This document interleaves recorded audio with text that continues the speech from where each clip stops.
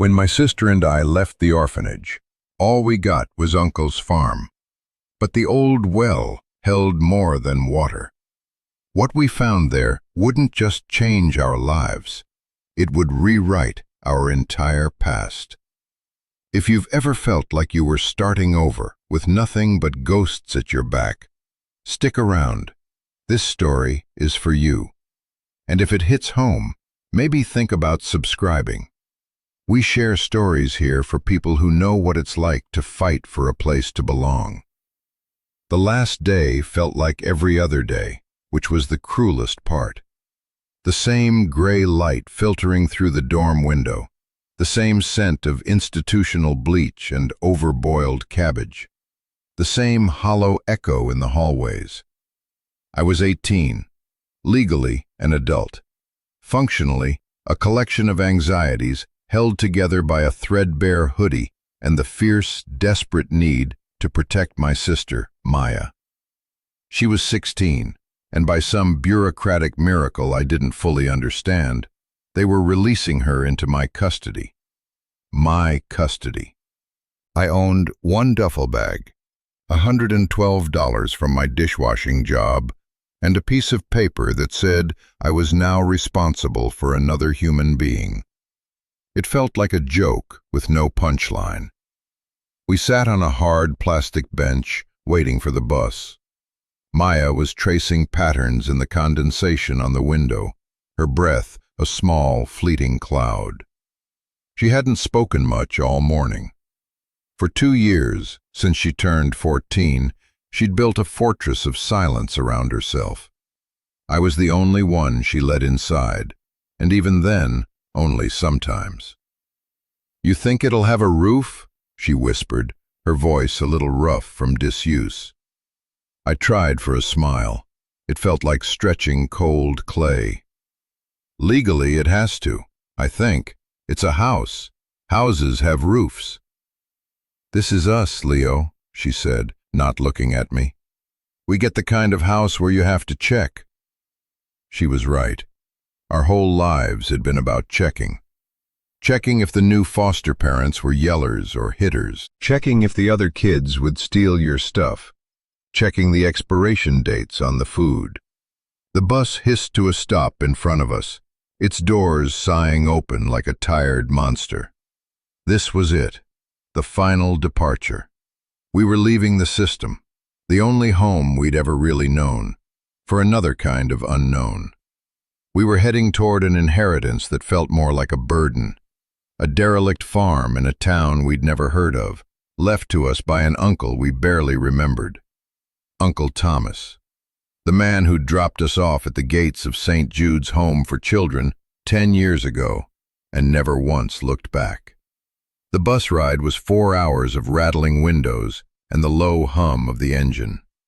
We passed through towns that blurred into a single landscape of peeling paint and shuttered storefronts. This was the part of the state people left, not the part they came to.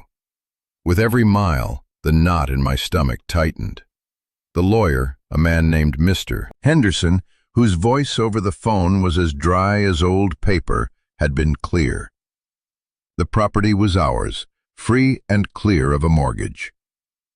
But he'd used a tone that suggested free and clear was a technicality, not a blessing. He said there were some outstanding obligations and a significant tax issue to discuss.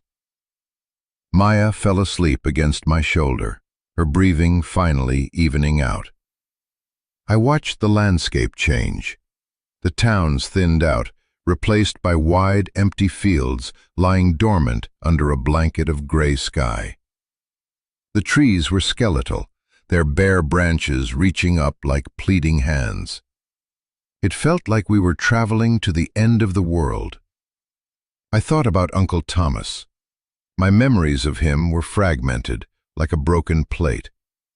I remembered the smell of sawdust and coffee in his truck. I remembered his hands, big and calloused, fixing my broken toy soldier. And I remembered his face the day he left us at St. Jude's. It was blank, a stone mask. He'd knelt down, told us to be good, and then walked away without turning around. For 10 years, that was the image I'd held on to. The image of a man who'd abandoned us. The anger I felt was a familiar coal, glowing deep inside me. This farm wasn't a gift. It was a final dismissive wave from a man who couldn't be bothered to care. The bus driver called out, "Hollow Creek, next stop." I gently shook Maya awake. She blinked, disoriented, the harsh reality of the day flooding back into her eyes. The bus pulled over at a lonely crossroads marked by a leaning stop sign and a rusted metal shed. There was nothing else. No town, no station, just dirt road stretching into the distance. We were the only ones who got off. The bus pulled away, leaving us in a cloud of diesel fumes and a profound, unnerving silence. For a moment, we just stood there, two kids with two duffel bags on the side of a road to nowhere. A battered pickup truck was parked by the shed. An older man with a weary face and a tweed jacket got out. Mr. Henderson. He gave us a thin, professional smile that didn't reach his eyes. "Leo? Maya? I'm Arthur Henderson. Welcome to Hollow Creek." His welcome sounded like a warning. The drive to the farm took another 20 minutes, down roads that went from cracked asphalt to gravel to packed dirt. Mr. Henderson's truck groaned and rattled. He pointed out landmarks with a detached air. "That's Miller's Ridge over there, oldest family in the county." He gestured toward a distant hill. "Town's about 5 miles that way. Has a general store, post office, not much else." He didn't ask about our trip. He didn't ask about the home. His conversation was all function, no feeling. It was a language I understood. Then he turned onto a lane so overgrown with weeds that the truck's tires crunched and scraped through them. And we saw it. The house wasn't just neglected, it was collapsing. The porch sagged in the middle like a tired old man's back. Paint peeled off the siding in long, curling strips, revealing the weathered gray wood beneath. Several windows were boarded up. A large, skeletal oak tree loomed over it, one of its heavy branches resting on the roof itself. It was worse than we could have imagined. I felt Maya flinch beside me, a small, sharp intake of breath. This wasn't a house, it was a ruin. "It needs some work," Mr. Henderson said, the understatement of the century. He parked the truck and we got out. The air was cold and damp, carrying the scent of wet earth and decay. He led us up the groaning steps of the porch and unlocked the front door with a large iron key. The door scraped open, and the smell that hit us was thick with dust, damp, and the ghosts of a life long over. Inside, every piece of furniture was covered in a white sheet, making the room look like a graveyard of domesticity. Dust motes danced in the single beam of light cutting through a grimy window. "Thomas, your uncle, he let things go the last few years," Mr. Henderson said, clearing his throat. He walked over to a sheet-covered table and set down his briefcase. "We should talk." We sat on a lumpy, sheet-covered sofa that smelled of mice. Maya stayed close to my side, her knee pressed against mine. Mr. Henderson opened his briefcase and pulled out a thick folder. His face was grim. "Your uncle passed away 6 months ago. As you know, he named you both as his sole heirs. The property, the house, the barn, 30 acres of land. It's all yours." He paused, letting the words hang in the dusty air. "Unfortunately, that's not all he left you." He slid a piece of paper across the table. It was a tax delinquency notice. The number on the bottom made my stomach clench. It was more money than I had ever seen. more than I could imagine earning in a decade. He hadn't paid property taxes in 5 years, the lawyer explained. The county has a lien on the property. You have 90 days to pay the back taxes in full, or they'll seize the farm and sell it at auction. I stared at the number. It was an impossible sum, a death sentence. "We don't have that kind of money," I said, my voice barely a whisper. "We have nothing." "I'm aware of your situation," he said, his tone softening slightly, a flicker of pity in his eyes that I hated. "Which brings me to the second matter." He pulled out another document. "This is an offer from a development company, Oak Valley Holdings. They've been buying up land in this area for a few years now. They made an offer on your uncle's property before he passed. He refused it. They've renewed the offer to you as the new owners." He named a figure. It wasn't a fortune, but after the back taxes were paid from the sale, we'd be left with a small nest egg.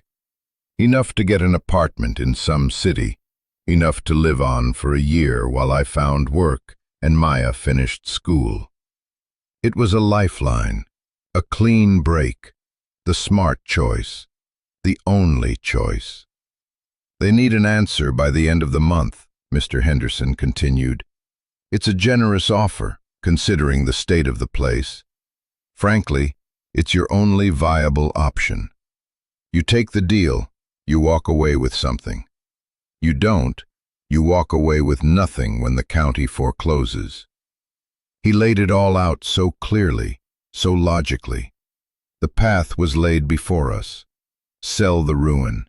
Sell the memory of the man who abandoned us. Take the money and run. Start a new life, a real life, away from all this rot and decay. It was what any sane person would do. But as I looked around the silent, dusty room, at the shrouded shapes of a life I never knew, a strange feeling took root in my chest. It wasn't logic. It was a stubborn, irrational flicker of something else. A question.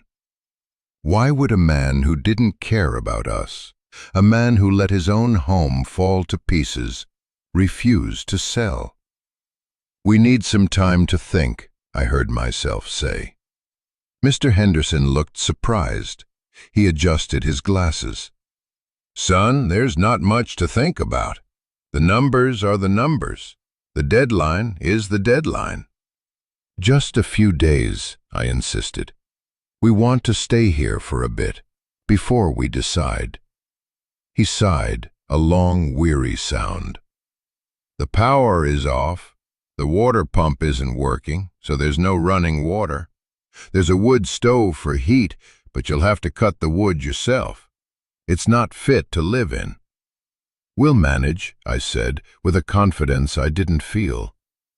Maya looked at me, her eyes wide with a mixture of fear and something else I couldn't read. Trust, maybe. It terrified me. Mr. Henderson finally relented. He packed his briefcase, leaving the offer and the tax notice on the table. He gave me the iron key. "There's a well out back for water, if you can get it working. Hand pump. The general store in town will extend you a small line of credit for essentials on my account. Don't run it up." At the door, he paused and looked back at us, 2 kids standing in the middle of a ghost-filled room. "Call me when you've made up your mind, but don't wait too long. That offer won't last forever." He left. The sound of his truck faded, and we were alone.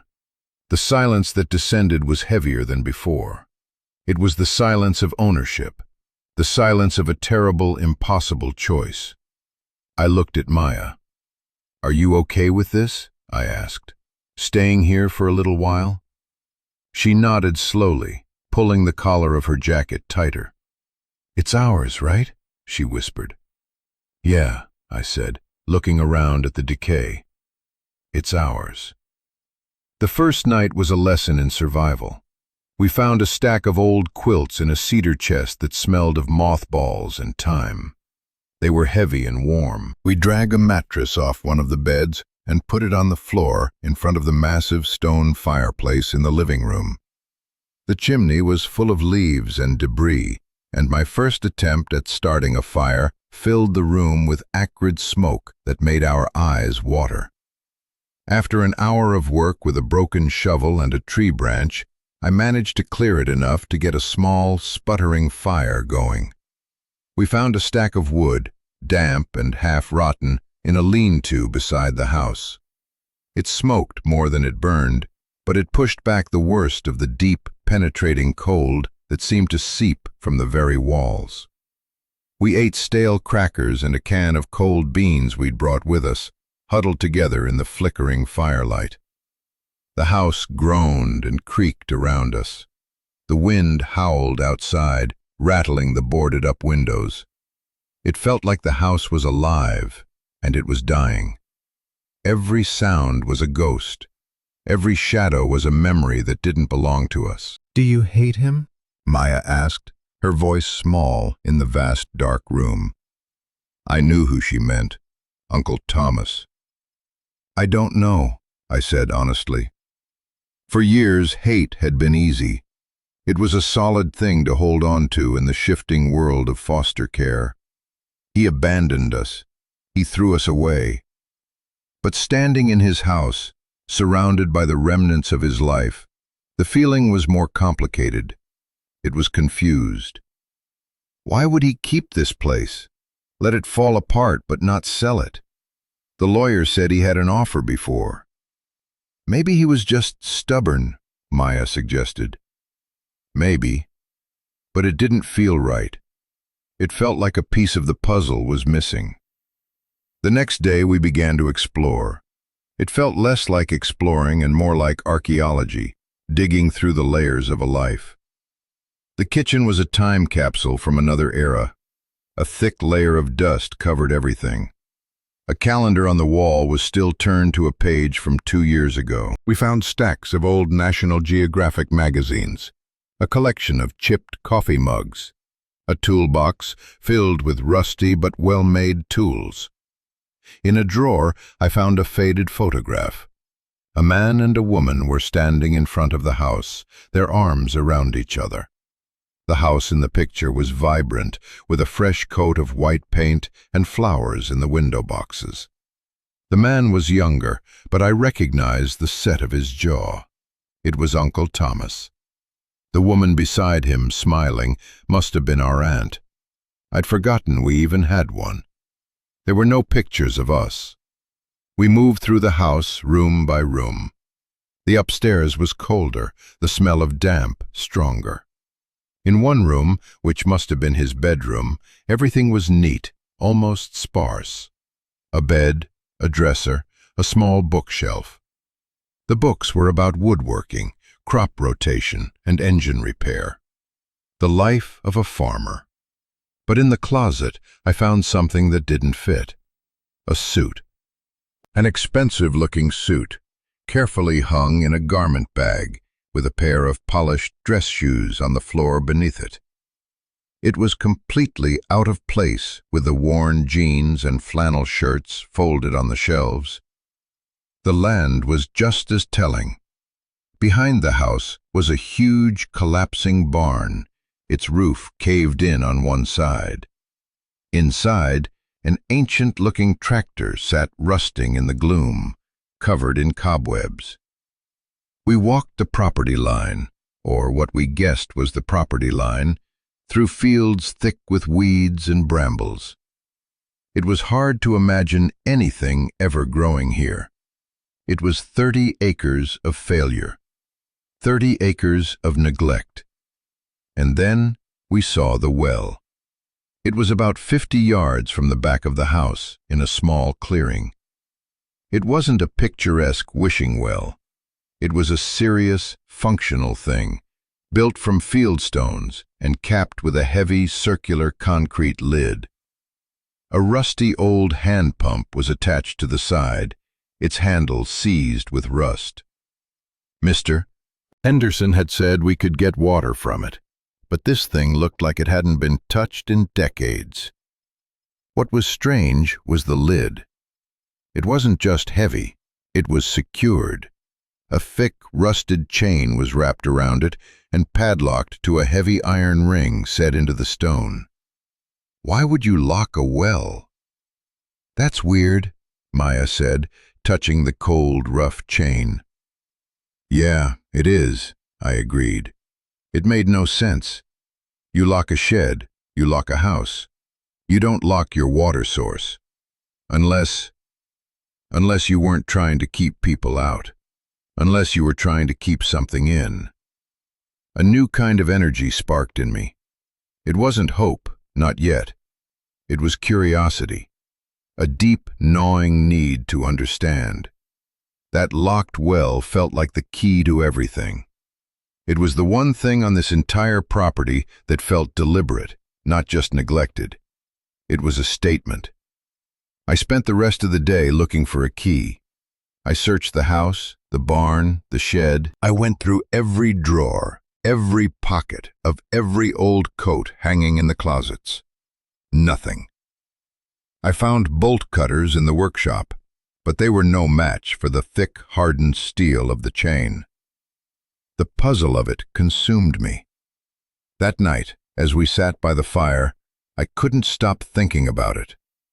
Maya was sketching in a small notebook she always carried, her pencil moving quickly across the page. She was drawing the well, the chain wrapped around it like a snake. "What do you think is in it?" she asked. "Water," I said, "and a secret." The feeling was lodged deep in my gut. The answer was here. The reason why a man would let his life fall into ruin but refuse to let go of the land. The reason he'd send us away. It was all tied to that well. I just had to get it open. This wasn't just about curiosity anymore. It felt vital. It felt like our future depended on understanding our past. And that past was locked down in the dark, cold water. For 2 days, that lock became my obsession. I tried everything. I tried hitting it with a sledgehammer from the workshop, but the blows just echoed uselessly, leaving small dents in the metal. I tried to pry the iron ring out of the stone, but it was set deep. I felt a growing frustration, a sense of being mocked by this silent, inanimate object. The developer's deadline was a ticking clock in the back of my mind. Every day we spent here, wrestling with this mystery, was a day closer to losing everything. Maya watched me, her expression a mix of concern and quiet encouragement. She seemed to understand that this was something I had to do. She cleaned what she could of the kitchen, found some old jars of preserved vegetables in the cellar that were still good, and figured out how to work the wood stove without smoking us out. We were a team, falling into a rhythm born of years of surviving together.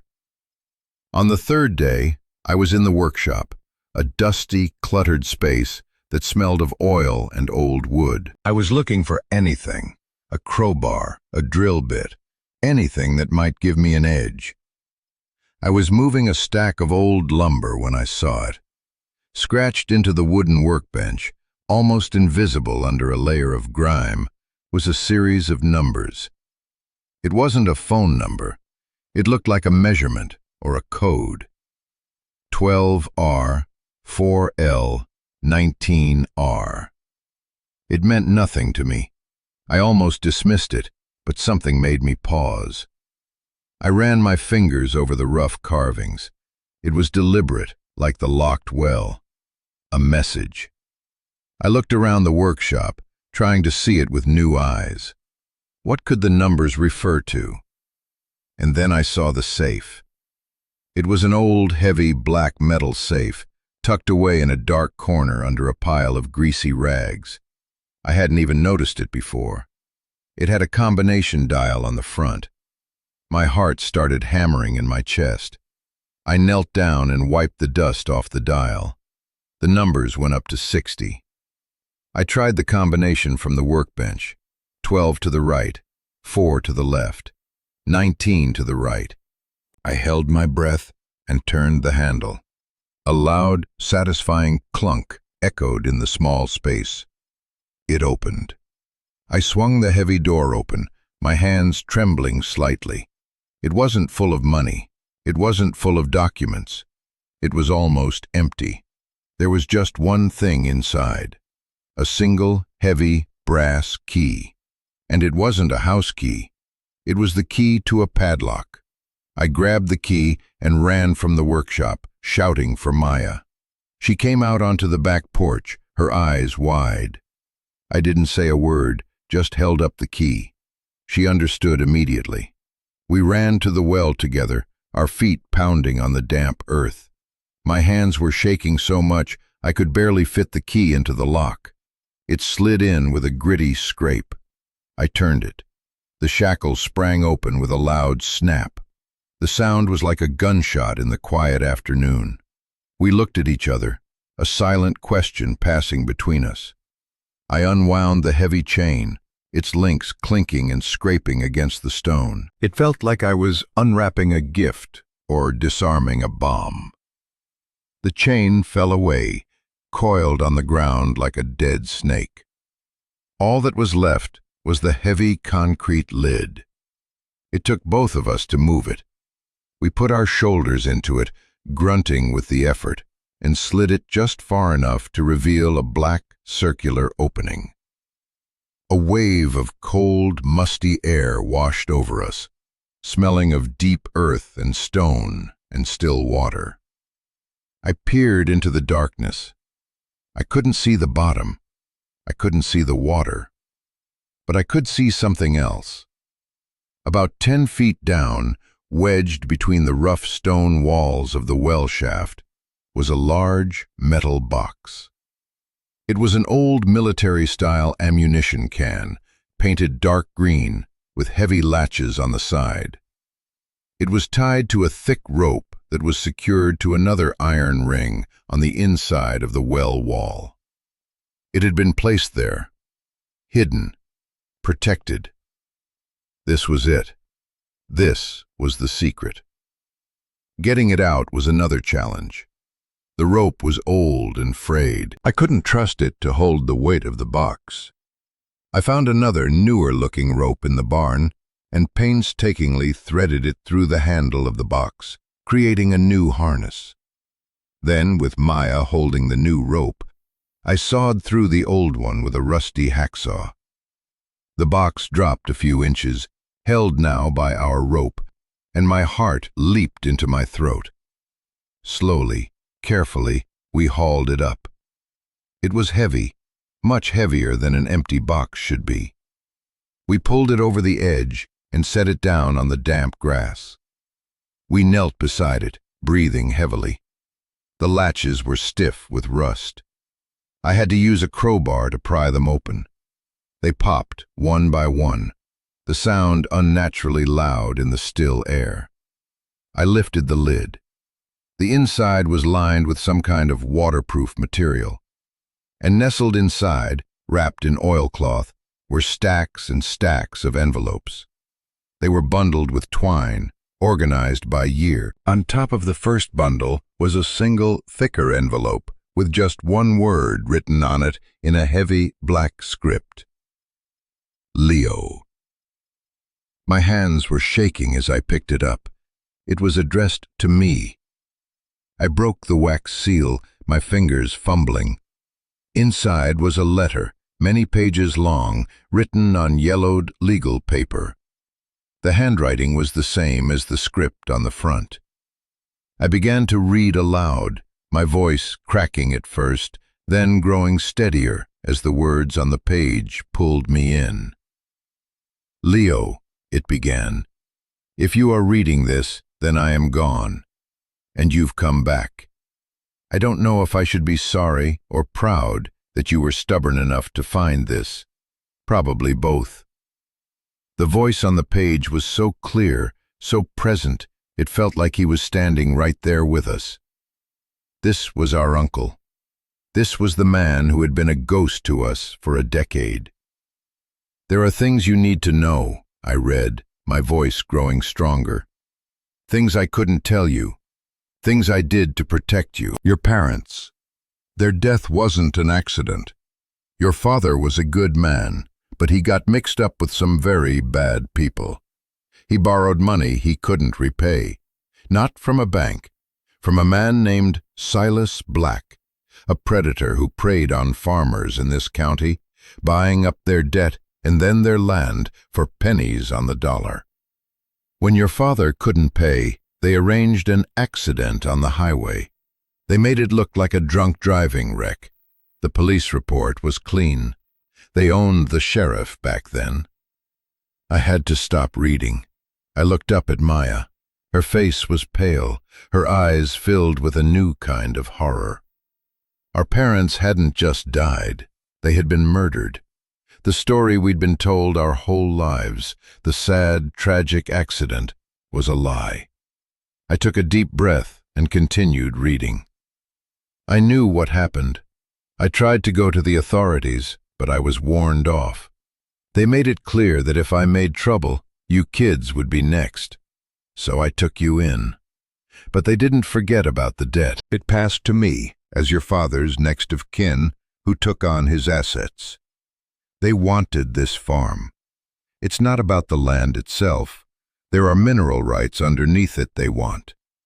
Black works through a front, a clean-looking development company, Oak Valley Holdings. The same ones who are probably trying to get you to sell it right now.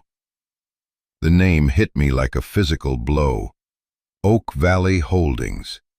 The letter from Mr. Henderson was still on the table inside. The generous offer. The only viable option. It wasn't a lifeline. It was a trap. I couldn't protect you here, the letter went on. They were watching me. They made subtle threats. A dead animal on the porch.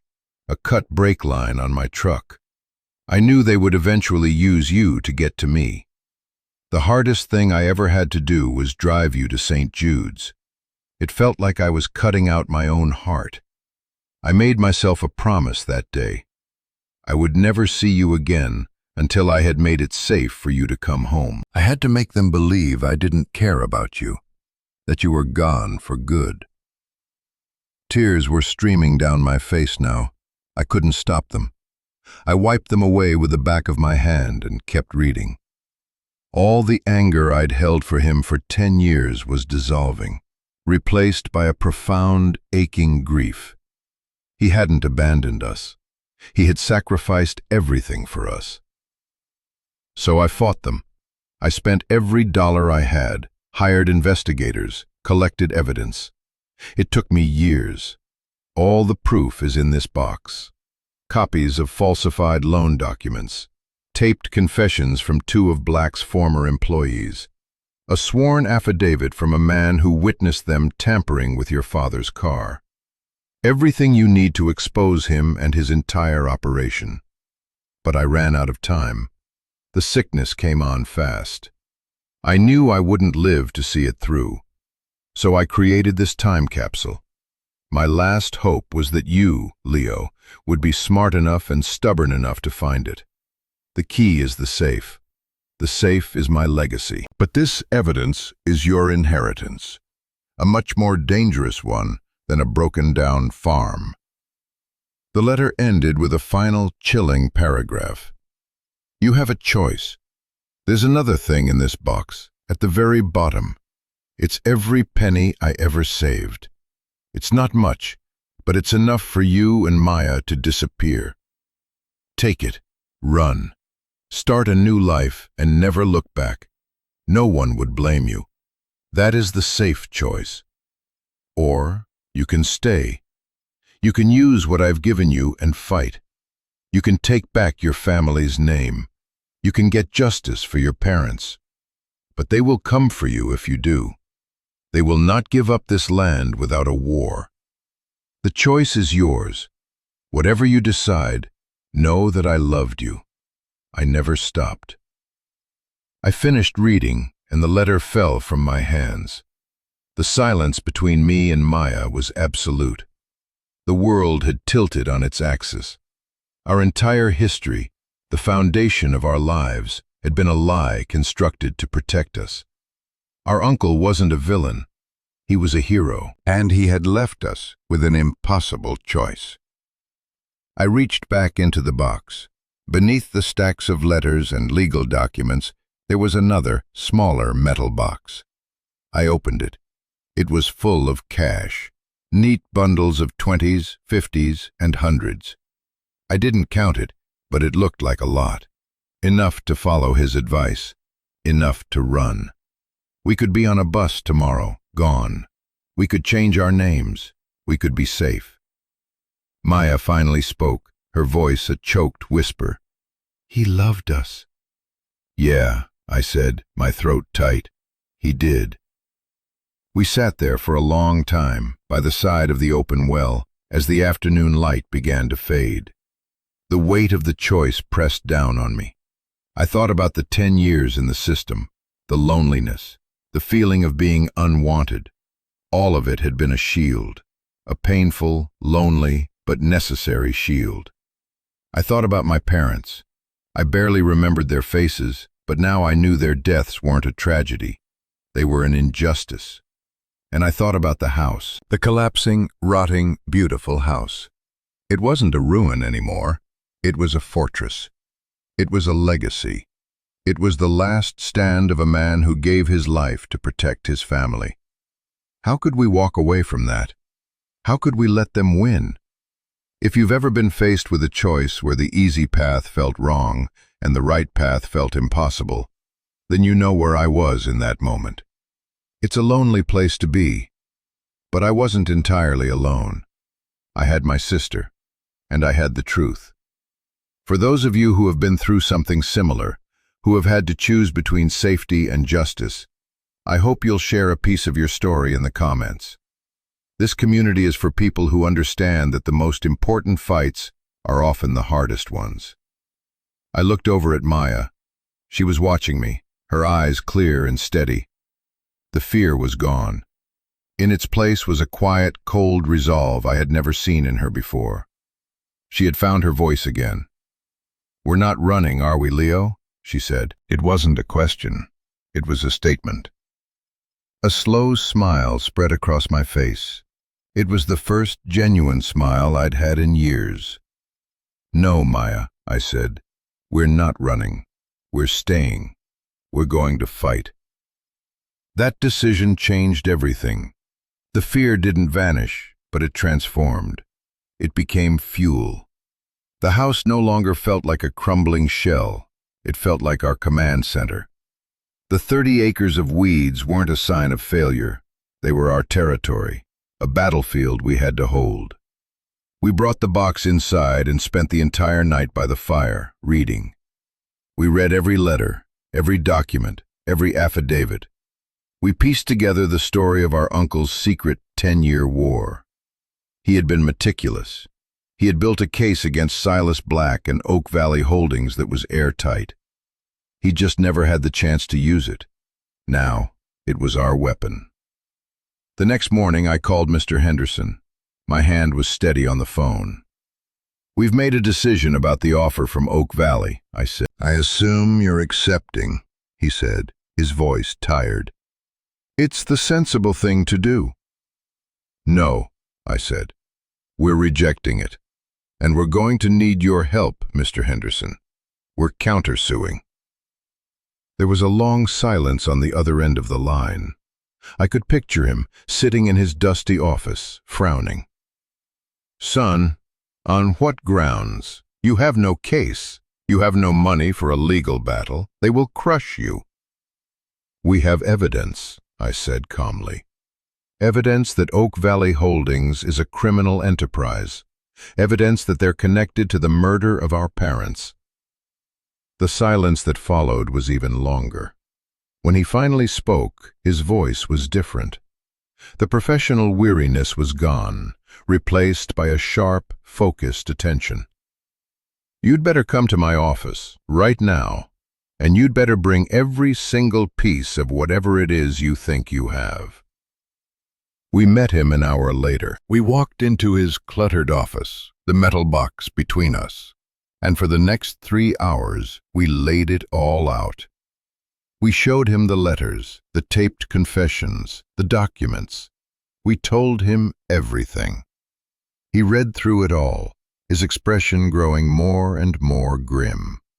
He'd occasionally stop, look up at us, and shake his head in disbelief. He had lived in this town his whole life. He had known our family. He had known of Silas Black, of course, but he had only known the public face, the wealthy businessman, the community benefactor. When he was finally done, he took off his glasses and rubbed his eyes. He looked older than he had 2 days ago. "I knew your uncle," he said, his voice quiet. "I always thought he was a stubborn old fool for letting this place go, for not taking the offer. I had no idea. He was the bravest man in this county, and nobody knew it." He looked at us, his eyes full of a new respect. This is a bombshell. This could bring down the whole rotten structure." He leaned forward, his hands flat on his desk. "This is going to be dangerous. Black is not a man to be trifled with. When he finds out you have this, he will come at you with everything he has. Are you prepared for that?" I looked at Maya, and she nodded at me, her resolve unwavering. "Our uncle was prepared for it for 10 years, I said. "We can be prepared for a few months." Mr. Henderson nodded slowly. "All right," he said. "I'll represent you. We'll file an injunction to stop the foreclosure based on criminal conspiracy. We'll take this evidence to the state attorney general. We'll go to the press. We'll burn them to the ground." He paused, a wry smile touching his lips. "And I'll do it all pro bono. It's the least I can do for Thomas." The fight began. The first shot was the injunction, which froze the county's foreclosure proceedings. The second was a massive lawsuit filed against Oak Valley Holdings, Silas Black, and several of his known associates, alleging fraud, racketeering, and wrongful death. The story, leaked by Henderson to a state newspaper, exploded. Orphaned heirs uncovered decade-old murder conspiracy. We were suddenly at the center of a storm. The blowback was immediate and terrifying. The first threat was a letter, no return address, left in our mailbox. It was simple. Sell the farm, drop the suit, walk away. We gave it to the police. Then the harassment started. Cars would drive slowly down our lane at night, their headlights cutting across the front of the house before speeding off. We had rocks thrown through the 2 windows that weren't boarded up. Someone cut the phone line. It was a war of nerves, designed to break us. And there were nights I lay awake, listening to every creak of the house, my heart pounding, and I wondered if we had made a terrible mistake. I would look at Maya, sleeping peacefully by the fire, and a wave of fear would wash over me. I was supposed to protect her, and I had led her into a war zone. But then I would remember our uncle's letter. I would remember the choice he gave us. He knew this would happen. He trusted us to be strong enough to face it. We weren't alone for long. The news story had an effect we hadn't anticipated. People in the community started to talk. Other families, it turned out, had been pushed off their land by Oak Valley's predatory tactics. They had been too scared or too broken to fight back. But our story gave them courage. An elderly woman whose husband had died of a heart attack after losing their farm showed up on our porch one afternoon with a box of old financial records. A former employee of Black's, the same one who had given our uncle a sworn affidavit, came forward publicly to corroborate our story. A small dam of fear had broken, and a flood of truth was beginning to pour out. The community, which had at first been distant, began to rally around us. The owner of the general store, a gruff man named Gus, told us our credit was good for as long as we needed it. "Your uncle was a good man," he said, his eyes not quite meeting mine. "Stubborn, but good." A neighboring farmer, a man whose land bordered ours, showed up one day with his tractor and spent the entire afternoon clearing our overgrown lane. He didn't say much, just nodded at us and said, "Thomas would have done the same for me."